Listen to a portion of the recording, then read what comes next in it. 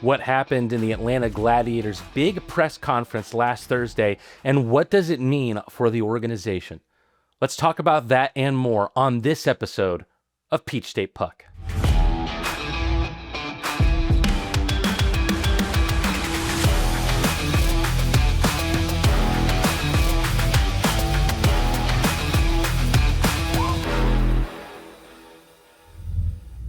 Good morning, good afternoon, and good evening, Georgia hockey fans, and welcome back to yet another edition of Peach State Puck. As always, I'm your host, Matteen Rad, and right now it's getting to the point where I'm really hungry to let's get back into hockey season already, folks.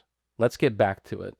At this point, my life is work and my other job, golfing when I can. We finally did get back into the booth just a couple weeks ago. I did a broadcast for Kennesaw State Soccer, and that felt good to get, the ice melting off of me after this hibernation to start flexing that muscle again, and hopefully I could, be raring to go by the time hockey season comes back, October 16th. It'll be here before you know it. I've been married for about a month now. And apparently that just means that everything in your house starts degrading at a much quicker rate for whatever reason. Just this past week, I had to come and get the electrician in. The kitchen light started dying on me. There was outlets that weren't working. But the most annoying out of all of them was me and the wife would wake up in the morning. I should say the wife wakes up in the morning. And then 9 times out of 10, the alarm, a system that we haven't used pretty much since moving here, is just going, not like a typical someone's breaking in alarm sound, but just a really grating, annoying beep, beep, beep, beep, beep, beep, beep, beep, beep, beep, beep, beep. And so I'm trying to figure out why this is. Come to find out that there's a supplemental battery. The alarm system is hooked up to our alternate current. And so it's got wired power through that, but there's also supposed to be a battery somewhere else that protects, the power of the alarm.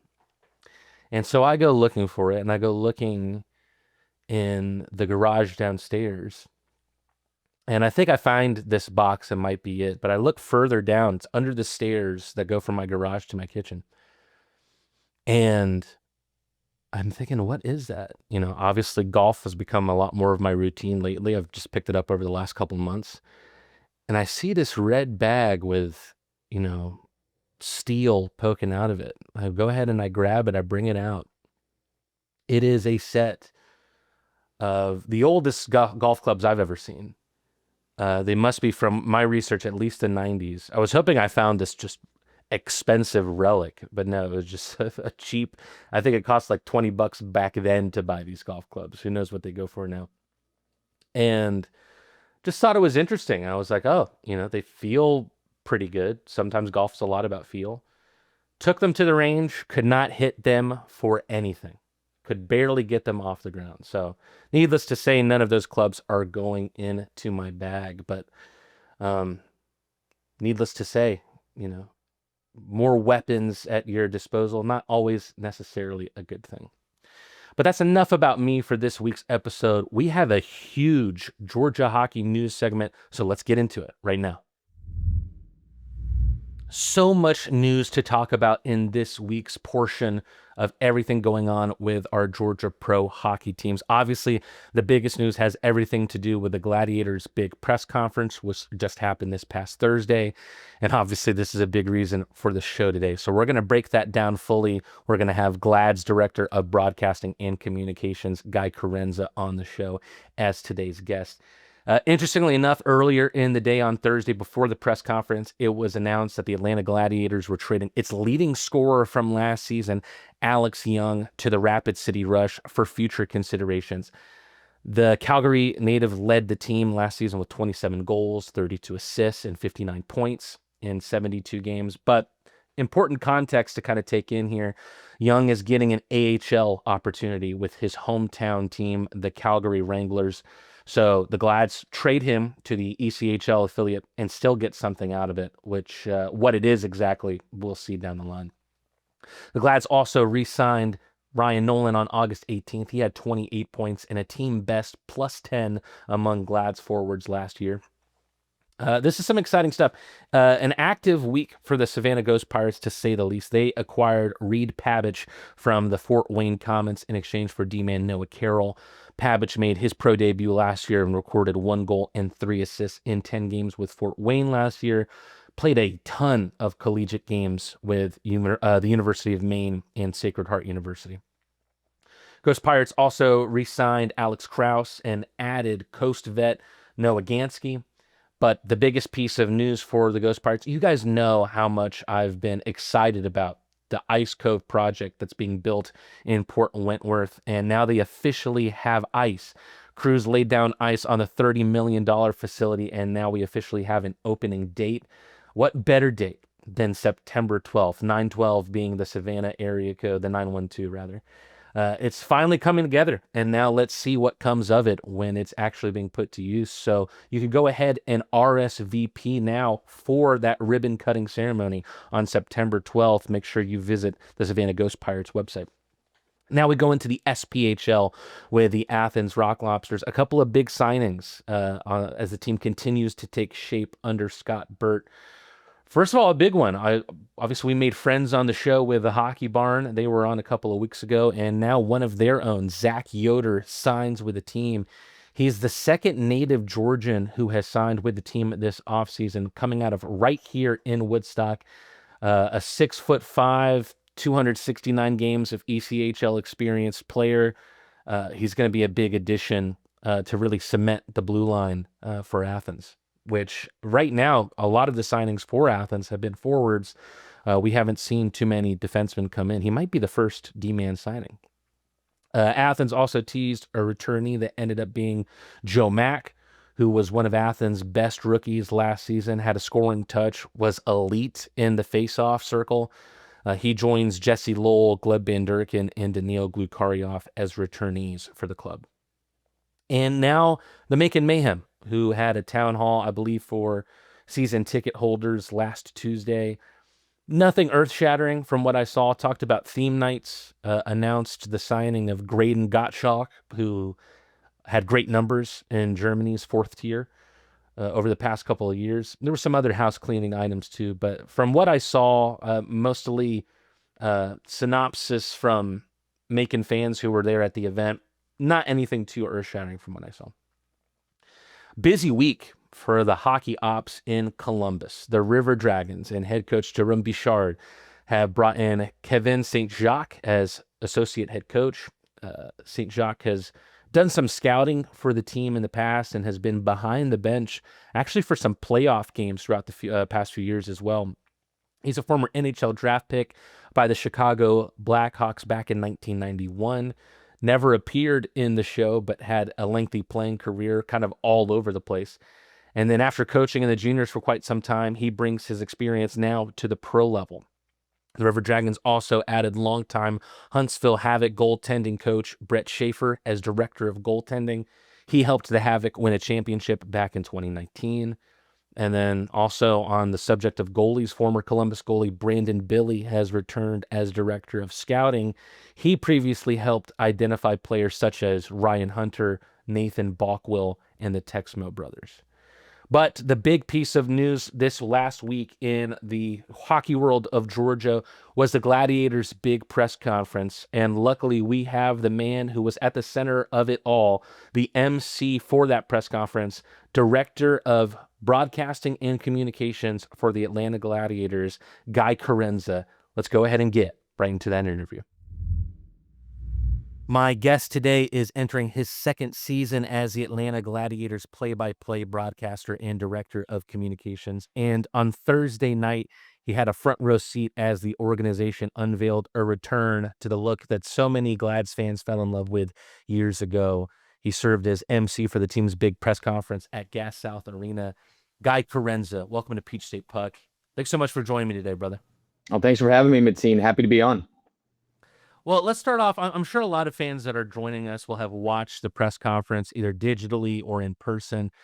You were at the center of it all as master of ceremonies. So before we get to the announcement itself, what did the atmosphere and the energy of the room feel like to you? Because it felt to me that Glad's fans were definitely treating this as not your average preseason media event. Oh, I mean, it was incredible. I mean, you want to talk about atmosphere on a Thursday night at the end of August when we're talking about hockey, right? Like it was insane. And for me, that was the first press conference that I have done in that kind of setting with the team. So to see, hundreds of people show up for an announcement like that was incredible. And we opened the doors up at 5:30, and immediately fans started flooding where we were going to do the presser. And actually, so many fans showed up that we had to add extra seating, extra chairs. So really, the buzz was building up until 6 o'clock, and it was really just a special thing to be a part of. It's always special to see people get that excited about hockey in general in the state of Georgia, especially for the team that is most central to the capital, Atlanta, out of all of the pro Georgia teams. For everybody who couldn't be at Gas South Arena, or maybe couldn't make out every word on the press conference, can you paint a picture of the contents of the press conference with a big brush? What were the big things that the organization most wanted people to leave that room knowing? Yeah. I'd first like to apologize for everybody who was watching on YouTube. We did experience some audio issues last night, so apologies for that. But really, what it was about was the tagline was it's not just a return to the old colors, but it's a revival. And what we mean by that is we listen to the fan feedback. We saw it over the last few years, ever since Alex took ownership of the team. He's seen it, he's recognized it. Jared, our president, has seen it. I've seen it from many fans that, a lot of them look back on this team and their most fond memories of the Gladiators are with the Maroon as the primary color. So going back to that return of Maroon was big for us. And the reason we called it a revival is because there's a little bit of a twist on it, right? Like the logo set stays the same. We still have the Gladiator with the sword and the shield. We have the G logo as well. And we have that script font that was on our jerseys last year. But I think a lot of fans noticed that there was an absence of the gold, which we replaced with white. So it's a little bit of bringing back what was old, but also making it new and keeping it refreshing. So based off of the feedback that we saw last night, it was very positive. And I think a lot of people are very happy that we are going back to that because that is what they remember when they think of the Gladiators. Obviously, the uniform and the color announcement understandably grabbed most of the attention, and we're going to get into more of that here in a second. Was there anything? There was multiple speakers at the event. Was there anything else that Alex Campbell, Jared Youngman, Matt Ginn, and Trevor Wimmer say that you think is in danger of getting lost underneath the story of the rebrand? I think one of the biggest things with Alex Campbell, and this is something that he said on Thursday night, was the most important thing to our organization is our fans. And going along with that, with what he said was, we heard the feedback. We knew that the fans wanted to go back to the Maroon, and he was pleased to make the announcement that on that night, Thursday, that was coming true. That we were going back to the old colors. And I think that is something that hopefully doesn't get lost in everything that we did. Was that one of the main reasons why this was done was because we heard the fan feedback, and this is our way of kind of showing that we heard it and giving it back to our community, and going back to our roots. Do you know if there was a specific era of the 23 years now of the Glads organization that this revival was meant to harken back to, or was it hoping to just give more of a modern interpretation of several eras? So the Gladiators had been with the navy, the light blue, and the gold since 2019. That's when they first made that change. And before that, they had the maroon, the gold, and black. And I think, as I kind of alluded to before, when fans think about the glory days of the Atlanta Gladiators and the most successful moments that this team has had, it was back in the early days when they first arrived in Gwinnett County back in 2003. I mean, they made the Kelly Cup Finals in 2006. Derek Nesbitt, who is now in our front office, he was a big part of that. And people think about him wearing the Gladiators jersey. They think about, those jerseys with the gold and maroon and all that. And so I think that's an era that people think very fondly of, and that's kind of what we're harkening back to. Again, the tagline was, history's calling. It's not a return, but a revival. We're going back to our roots, and in doing that, it brought back a lot of memories for a lot of fans. It's one of those things where back, on game days, I would see a lot of fans still wearing the maroon jerseys, the old jerseys, the old colors, and it's something that, while it's been gone for almost a decade now, it had been almost gone for a decade now, it still lingered. Fans still wanted to see that. They enjoyed that. I think it's because they have such fond memories of the early days of this team. So it's kind of just a call back to that, and really those days of, Gladiators being a dominant force in the ECHL, which is something that we're trying to get back to. And that's something that Matt Ginn said on Thursday night was, we had a great year last year. And this year it's about expanding on it, and bringing in a new assistant coach in Scott Davidson, who saw a lot of success with South Carolina. Now is the time for the Gladiators to establish themselves as one of those dominant forces in the ECHL again. So last year was that first step. Now they're going to look to take that second. And in doing that, we're going to put a new fresh coat of paint on it and go back to the maroon. You brought up 2019 when the team initially pivoted to the new navy and gold pattern that would stay until obviously the change being made yesterday. At the time, the organization specifically had said that navy and gold would help the club stand apart from the black and red look that dominates Atlanta sports, whether it be the Hawks or the Falcons. Braves kind of deviate from that a little bit. 7 years later, you're heading back towards the maroon, black, and white. What changed in the organization's thinking about what makes the Glads distinctive? I think there's a lot that goes into that. And I think that is a good question. I think first you have to look at, new ownership. Alex Campbell taking over as the team's owner. We have a new president in Jared Youngman. There's been a lot of turnover since that first decision to go to the Navy and the gold was initially made. But I also think, in my own personal opinion, there isn't really anything. I mean, there's always pros and cons, right, to that unification of brands across the city. For some places it works. Like if you look at Pittsburgh, the Pirates, the Steelers, and the Penguins are all that black and gold, and the fans love that. And you even saw it with their old ECHL affiliate, the Wheeling Nailers. Wheeling went to that same shade of gold with the blacks. So, the unification isn't necessarily bad in some ways. In some ways, it can be really good. It can bring you closer to a city, which, there was also that change made a number of years ago to go from being called the Gwinnett Gladiators to the Atlanta Gladiators. And, there was mixed feelings on that. So I think it was more so just, it was a decision that was made by previous ownership, which to some maybe felt like they were getting further and further away from what the team's initial identity was as the Gwinnett Gladiators when they first moved here back in 2003. And I think this kind of decision to kind of go back to those colors is kind of bringing it closer to the community in a way where you feel more connected to it, if that makes any sense. It does make sense. Something that I had read was this is apparently something that's not new, that the moves to make this happen had been in the planning for quite some time. And you brought up Alex Campbell's ownership group arriving in 2022, Jared Youngman coming in 2024. With all that being the case, how long has this really been in the process of happening, and who put the idea of restoring these colors kind of firmly on the table? From what I know, this is a decision that's been in the works, as you mentioned, for a while. Alex Campbell took over in 2022. From what I know, it's the idea of going back to the maroon has been probably around since that time.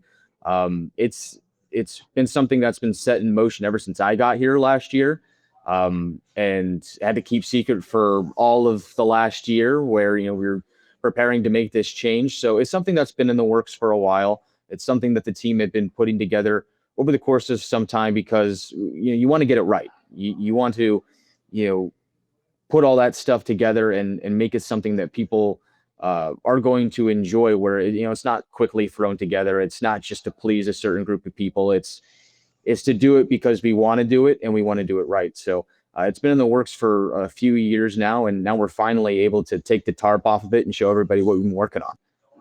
You mentioned it a little bit, and also Jared mentioned it in the press conference itself about hearing fans who wanted the traditional colors back. You had mentioned seeing fans that are still wearing the maroon, and now they have even more reason to. But how formal was all of that feedback? Are we talking about, social media comments being analyzed, conversations in the concourse, or did the organization conduct uh, try to get real data on this matter? I'm not sure if there was ever an official, survey or anything put out, but it's just stuff that you see and feel. And for me personally, I know we do our audio broadcast on YouTube where we have the live chat rolling through, and there were fans that said, "Please go back to the old colors. We really like the maroon. We don't like the gold. We don't like the navy." So that's stuff that I would see. And again, like I said before, like you'd see people still wearing the old stuff, the old gear. Um, and so it's always been a popular thing. And going into that, kind of as you said, like there were social media comments, there was buzz, like we see that stuff. And so while it may not ever been like an officially like a formal thing to where you ask and you receive that feedback, sometimes it kind of just manufactures itself. Fans are entitled to their own opinions. They're going to post publicly. They're going to speak publicly, as they should. As a fan of a team, you have the right to your own opinion and voice that opinion. And so that was stuff that we would see. That's stuff that we would hear, and that was all taken into account as we put together this change. And along with that, that's something that we use to enhance our fan experience. And that was something that Trevor Wimmer touched on during that press conference, kind of going hand in hand with the renovations that Gas South Arena is going to experience over the next few years. Is with those renovations, what can we do on our side as an organization to enhance the fan experience and make it better? And one of those things that we heard over the last few years was, season ticket holders and package holders wanted to feel more valued. They wanted to feel more as a part of the Gladiators family. And so, in hearing that, last season we implemented the idea of giving out season ticket holder gifts. We expanded upon that this year. There's a few more gifts, and they're all in the new colors. So it gives an opportunity to get some new gear and be appreciated as a season ticket holder, because echoing what Alex Campbell says, our fans are the most important thing to us. So that's just one of the few things that we're looking forward to as we move forward with this new change, is just taking the fan feedback and putting it into motion. Another thing that we did last year was, while we were trying to increase that communication with our fans and hearing that feedback, we did do a couple State of the Union style live streams on our YouTube channel. We call them State of the Glads, where Trevor and our president Jared would get on there and just listen to the fan feedback. Just get a lay of the land of what fans thought, as well as kind of laying out what this next season would look like, what the season ticket benefits would be, and all of that. So you put all that stuff together. It gave us a pretty good idea and a pretty good blueprint of what our fans want and what direction we could go to. You're not going to please everybody, but how can we please the most people while sticking to our identity? So it was a long process, like I said, a number of years to put this into motion. But we greatly appreciate the fan feedback, and it's one of the reasons why we're talking about this here today. I think that segues me well into my next question. As you kind of said, the masses can be difficult to please. There were many Glads fans, obviously, that remember the old colors, the maroon that's now being brought back. But you guys also got a bunch of fans during your history with the navy and gold. What do you say to someone who became a Glads fan during that time and genuinely likes that identity? Is the Navy kind of disappearing from the lexicon completely, or will that chapter of the team's history still be protected and maybe show up somewhere?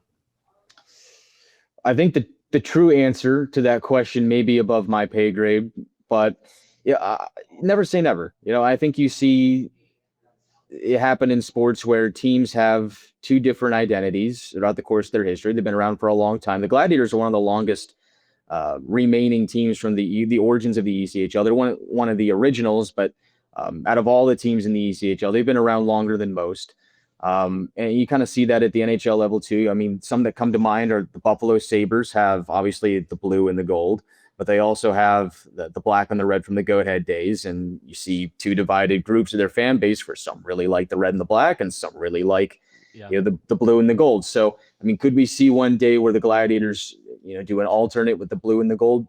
Maybe. I mean, I again never say never, right? But I think for now, where we're at here today, the navy and the gold and the light blue are gone for now. I guess they'll stick around in some form or fashion with our affiliates in Nashville and Milwaukee. But for the Gladiators themselves, we're into this new era, or I guess the revival of an old era, with the maroon, black, and the white. But again, we listen to that fan feedback, we hear it, we welcome it, and we appreciate it. And if the noise gets loud enough for maybe a blue, gold, and light blue alternate to return, again, never say never. Take it to the front office and see what they have to say about it. As you and me both know, we have similar jobs, but you kind of even having more responsibility as director of communications as well. It's all hands on deck in minor league hockey. And as an MC, you had a big part in help putting this press conference on and therefore making the color change happen. What do you think was the hardest or most complicated part of this process that fans probably never saw?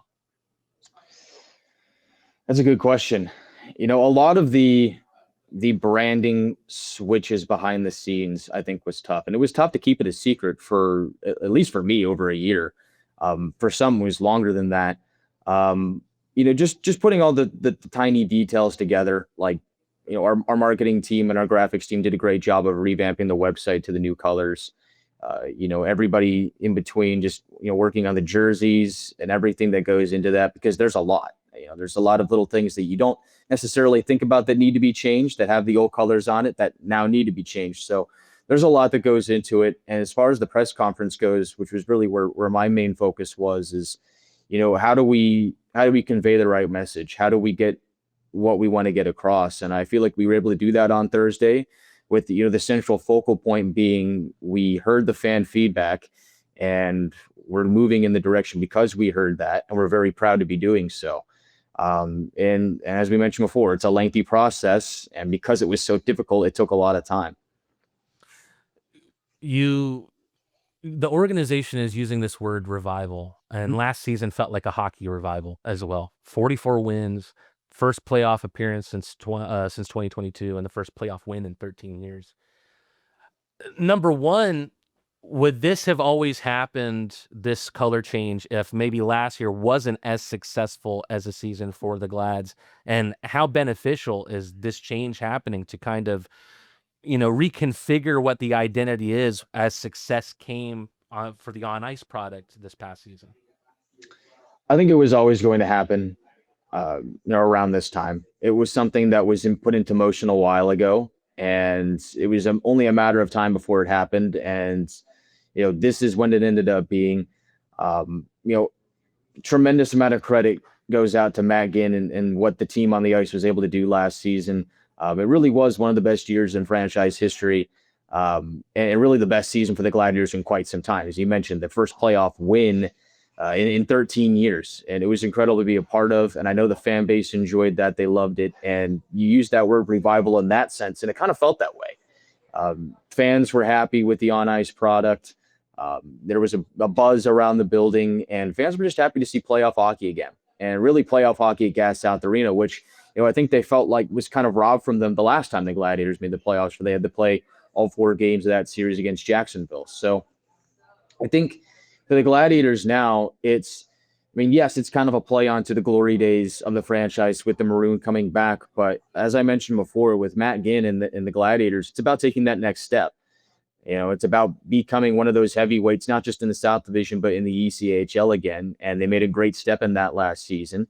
And now you get a new fresh coat of paint on it, and you get to wear the colors of one of the most successful eras of the team. And we'll see if they can match that and hopefully do even better by it and win a Kelly Cup.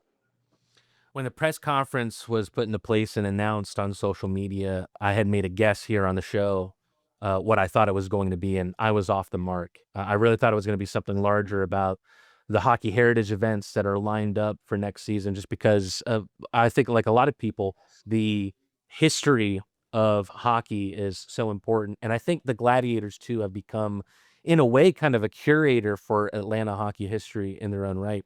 Is there anything that you can tease us with about those 3 games for the Hockey Heritage Weekend against the Everblades next season? I think the biggest key is what you just said there. 3 games. Hockey Heritage Weekend is now 3 games. And it's something that's really grown over the last few years. And it's something that before I even ended up here in Atlanta with this job, it's something that I heard about, right? Because it was so big where the Gladiators came out and they donned the jerseys of the Thrashers and everybody loved it. And I think that kind of speaks volumes to the hockey community here in Georgia, here in Atlanta, here in the South, to where the Gladiators fill that void for hockey lovers here ever since the Thrashers left. And, they were that for before the Thrashers were even gone. So everybody loves Hockey Heritage Weekend. And every year we try and sit down and think about how we can expand on that. This year we've got 3 games in that set. And so while I can't say too much, we're really looking forward to it. Last year, we did the 2 different eras with the Thrashers and the Knights.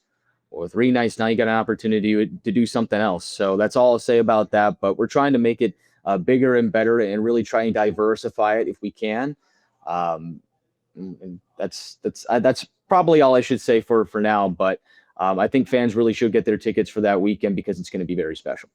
It sounds like mum's the word, and we want you to keep your job over there, Di.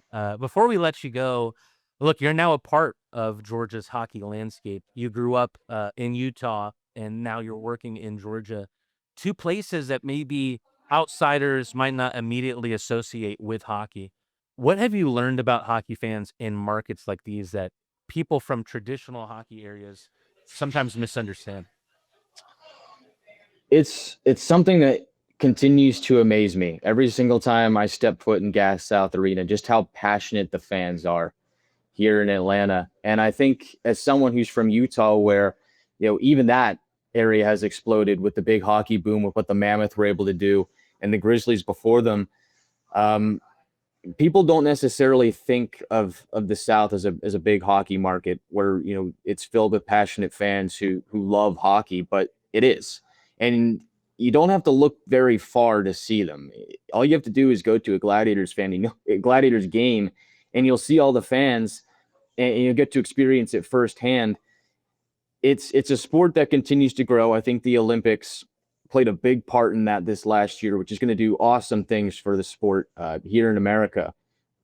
But hockey is alive and well here in the South, and there's a lot of reasons because of that. A lot of these Southern teams, especially in the NHL, have had a lot of success recently. But even for the Gladiators, their fans have stuck through and through with this team, and I think it speaks volumes to what the sport has been able to do here in the South. There's just a lot of passion for it, right? And those are your diehards. But there's also a lot of people where I see it so many times where someone asks me, or wear my Glads polo or something, and someone asks me, "Oh, what do you do?" Well, I work with the Atlanta Gladiators. Oh, what's that? Oh, well, we're a professional hockey team. We play in Duluth. We have a professional hockey team? Yeah, you do. You should come out to a game. And they come out, and the next thing you know, they're hooked. And you see them again and again and again. So it's one of those things where I think it might be one of those hidden gems of a sport. And you probably know this, Matteen, with all the folks in Athens, where it may end up being one of those hidden gems, but hopefully not for long, right? Because your diehards love it, and you see that firsthand. But you also see, the transformation of fans into the diehards, which is ideally what we want. So I think it's a sport that is taking off here in the South. It's doing very, very well, and I think it's only going to get better. There's a lot of passion there, and something that Jared says, our president, is that everyone's a hockey fan. They may just not know it yet. And so something that we encourage fans is just try it once. 100%. We tell people just try it once. That's all you got to do, and you'll be hooked. Hockey and heroin both start with H, and they're both addicting, Guy. And you're absolutely right. And I think that sentiment is something we've talked a lot about on the show as well. As soon as you get fans in the building, I think for that first game, they're hooked and they keep coming back. And I think it shows in the way that all of these teams across Georgia and across the United States now are growing. You got a chance to kind of witness firsthand the impact of an NHL team coming to a market kind of impacts the entire landscape. How do you evaluate what the potential arrival of the NHL in Atlanta would mean for the Gladiators organization? I think it's an interesting topic, right? Because the it's something that we've seen here before in this market with the Thrashers and the Gladiators coexisting at the same time. The Gladiators at one point were an affiliate of the Thrashers. Now that the Thrashers are gone, the Gladiators are the only professional hockey team left in Atlanta. And we see it every year on Thrashers night where fans miss the Thrashers. And we fill that void, which we were very happy to do so. And I definitely think that there is an area for if another NHL team comes in for us to once again coexist. But at the same time, it's something that we're not going to shy away from. We know that the NHL is looming and the NHL is looking at coming back to Atlanta. We welcome it. We embrace it. We want hockey to grow here in the South. And right now, rumor is just a rumor, but what we can do right now is we can play our part in growing the game, and we can, as I said before, fill that hockey void. So, for anybody who misses the Thrashers or, maybe is waiting for a moment where an NHL team comes back to Atlanta to jump back into the hockey scene, my response to that is why wait? We're here. We're here right now. So we can fill that hockey void for you. We can satisfy your hockey cravings. But until that day comes, we're here. But we're not going to shy away from it. We're looking to embrace it. That's something that happened in Utah where it was a little bit of a different story there. But it's something to where all of a sudden the Mammoth were there. And, if that is the case here in Atlanta, like I said, we welcome it. 23 years and the Glads are still finding growth in their organization. Last question for me, Guy. It was a landmark season last year. We already talked about it for the Glads last year. 44 wins. All of the accolades we talked about back in the playoffs, first playoff win in a long time. What do you think that upward trajectory looks like for the Glads going into this upcoming season in 2026-27? The expectations are certainly raised. Last season, it was one of those moments where I don't think anybody really had the Atlanta Gladiators pegged as a playoff team going into training camp. And it was one of those things where could you really blame them? I mean, the Gladiators hadn't been a playoff team in quite some time. The Gladiators as a team really hadn't seen a whole lot of success over the last decade. And I think a lot of people had written the group off going into last season. And I mentioned what Matt Ginn was able to do last season with this group. You mentioned the 44 wins. I mean, that speaks for itself. What he was able to do coming into the team as the head coach last season was incredible. He was the assistant under Derek Nesbitt the year before, and you kind of see last season just the team as a group as a whole taking that next step and really proving all the doubters wrong. I remember at the beginning of the season, one of the messages that he had for the group was losing in Atlanta's done. We're going to get rid of that stigma. We're going to go on a run. We're going to have a great season, and they did.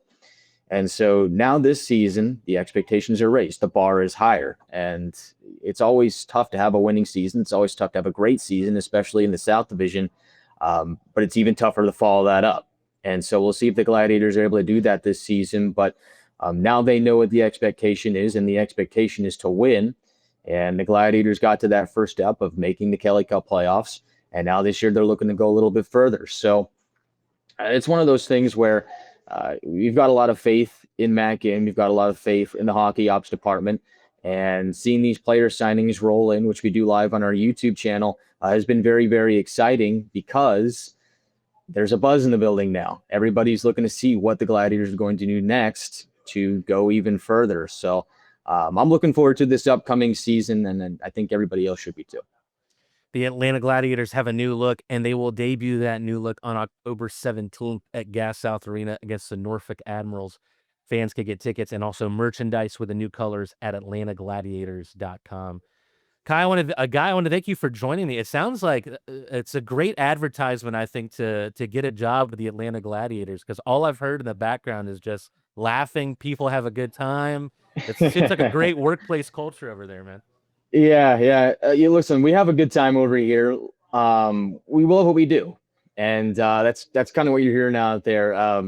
That's our ticket sales department. Everybody else, we love what we do here with the Atlanta Gladiators. You know, we love hockey and we love being with the team. I know I love being with the team, and it's just great. It's a fun time. Well, I know Glad's fans love having you. I've loved having you on the show, Guy. Thanks again for joining me. Thank you, Matteen. If you're watching on YouTube and you haven't already, please hit the subscribe and like button and be sure to ring the bell to stay notified of all future PSP content. Follow us on socials, Peach State Puck on Facebook, Matteen Rad on Instagram and TikTok, and follow the show on Spotify and Apple Podcasts. This has been Peach State Puck, and we'll see you next time.